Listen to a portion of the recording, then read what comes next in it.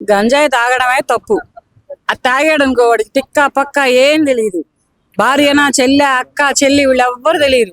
ఇష్టం వచ్చినట్టు రెచ్చిపోతాడు వాడు. వాడికి ఏం తెలియదు. ఇంకా ఎవరి మీద పడితే వాళ్ళ పోలీసుల మీదకి వెళ్ళడం ఏంటి?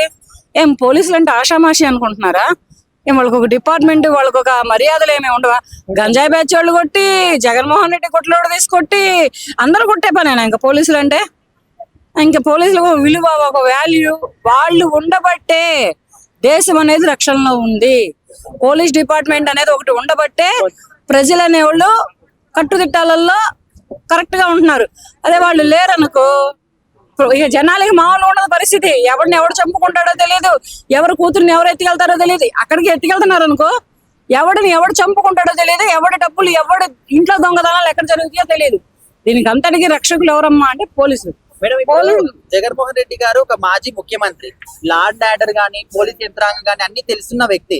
మరి ఆయన కూడా ఒక గంజాయి బ్యాచ్ కి సపోర్ట్ చేస్తూ ఈ విధంగా మాట్లాడము మీరు ఏ విధంగా చూస్తారు? తప్పు. అది అలా మాట్లాడడం తప్పు. తర్వాత ఆయన తరపునటువంటి అనుచరులు కూడా ఒక్కొక్కళ్ళు వచ్చి మాట్లాడటం కూడా తప్పు. ఇప్పుడు గంజాయి బ్యాచ్ వాళ్ళనే లోపల వేయడం కాదు, వాళ్ళ తరపున మాట్లాడిన వాళ్ళు కూడా లోపల వేయొచ్చు. తప్పు చేసిన వాడిని సమర్థించి మళ్ళీ ఇళ్ళు వెనకేసుకొని వస్తున్నారా? తప్పు. ఆ గంజాయి అసలు ఎక్కడ దొరుకుతుందో ఏంటో పట్టుకొని వాళ్ళని ఇది చేయడం కాకుండా వాళ్ళకి సపోర్టెడ్ గా ఒక మాజీ ముఖ్యమంత్రి అయినటువంటి ఒక రాష్ట్ర మాజీ ముఖ్యమంత్రి మాట్లాడదాం, వాళ్ళని వెనకేసుకొచ్చి మళ్ళీ ఆయన తరఫున వీళ్ళందరూ వచ్చి మాట్లాడదామా? వీళ్ళకి సిగ్గు శరం ఏమి లేవా? సిగ్గుంటే వాళ్ళ జోలి పోనే పోడు. ఎంత సీఎం అయినా గానీ వాళ్ళ జోలి పోడు. మాజీ సీఎం గానీ, పదవిలో ఉన్న సీఎం గానీ, ఏ సీఎం అయినా గానీ పోడు. పోలీసుల మీద చేయి చేసుకోవడం తప్పు. ఫస్ట్ గంజాయి సేవించడం తప్పు, తర్వాత పోలీసుల మీద చేయి చేసుకోవడం తప్పు.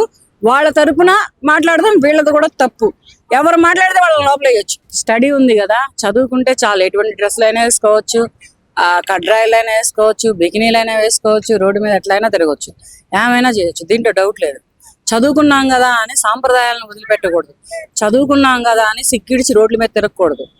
చదువుకో. ఎవరు వస్తున్నారు? నిండుగా పంజాబ్ డ్రెస్సులు ఉన్నాయి, చుడీదార్స్ ఉన్నాయి, లాంగ్ టాప్స్ ఉన్నాయి, లాంగ్ లెగ్గింగ్స్ ఉన్నాయి, ఇవి వేసుకొని తిరగండి. లేదంటే ఇప్పుడు ట్రెడిషనల్ గా వస్తున్నాయి. ఇప్పుడు కొత్త తరం వస్తుంది, మళ్ళీ హాఫ్ శారీస్ వస్తున్నాయి, శారీస్ వస్తున్నాయి, ఇటువంటివన్నీ వస్తున్నాయి, మిడ్డీస్ వస్తున్నాయి, స్కర్ట్స్ వస్తున్నాయి.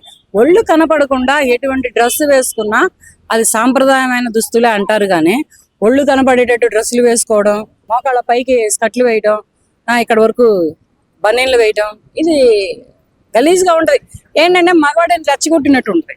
మేము ఎంతమంది లెక్చర్లు ఇస్తున్నా గానీ మా శరీరం మా ఇష్టం, మా ఇష్టం అంటే మాకు ఉంటది కదా. మా ఇష్టాన్ని ఎదుర్కోవడానికి నువ్వెవరు, నా ఇష్టాన్ని అడ్డుకోవడానికి నువ్వెవరని వాళ్ళు విమర్శలు చేస్తున్నారు. దీనిపైన ఏం చేస్తారు? ఏముంది, ఇట్లాంటి వాళ్ళని చూసి చిన్న చిన్న పిల్లలు, ముక్కు పచ్చిలారని పిల్లలు, పసితనం ఉన్న పిల్లలు, పాపం పుణ్యం తెలియని పిల్లలు రేపు అవుతారు, అత్యాచారాలకు గురవుతారు.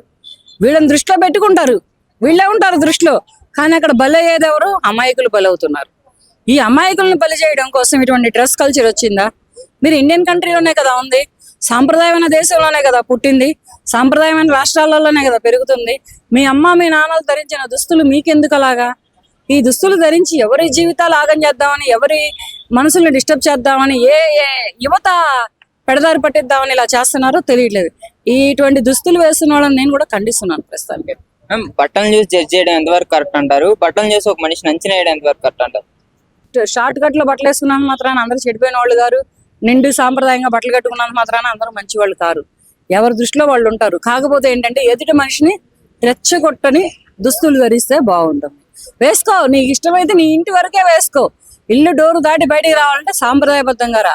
ఒక ఒంటికి నిండైన వస్త్రం ధరించిరా, అది సాంప్రదాయం. దానికి మెచ్చుతారు. నీ ఇంట్లో ఉన్నప్పుడు, నీ క్యారిడార్ లో ఉన్నప్పుడు నువ్వు ఎట్లాంటి డ్రెస్సులైనా వేసుకో, ఇప్పుకొని తిరిగి ఏమైనా చేసుకో, ఎవ్వరు మాట్లాడరు. కానీ నలుగురిలోకి వచ్చేటప్పుడు కొంచెం పద్ధతిగా వస్తే బాగుంటుంది. నువ్వు కారులో తిరగవు కదా, నీకు బండి మీద తిరిగేదానికి, లేదా బస్సులో తిరిగే వాళ్ళకో, మెట్రోలో తిరిగే వాళ్ళకో ఈ అసభ్యకరమైన దుస్తులు ఎందుకు? వేస్ట్ కదా. ఇటువంటి దుస్తులు వేసుకోవడం వలన యువతలో మగవాళ్ళు రెచ్చిపోతున్నారు. అది ఎక్కడ చెయ్యాలో ఎలా చేయాలో తెలియక పసిపిల్లల్ని, చిన్నపిల్లల్ని, టీనేజ్ లో ఉన్న అమ్మాయిలని, అమాయకుల్ని ఆగం చేసి అత్యాచారాలు చేసి చంపేస్తున్నారు. ఇలా జరుగుతుంది.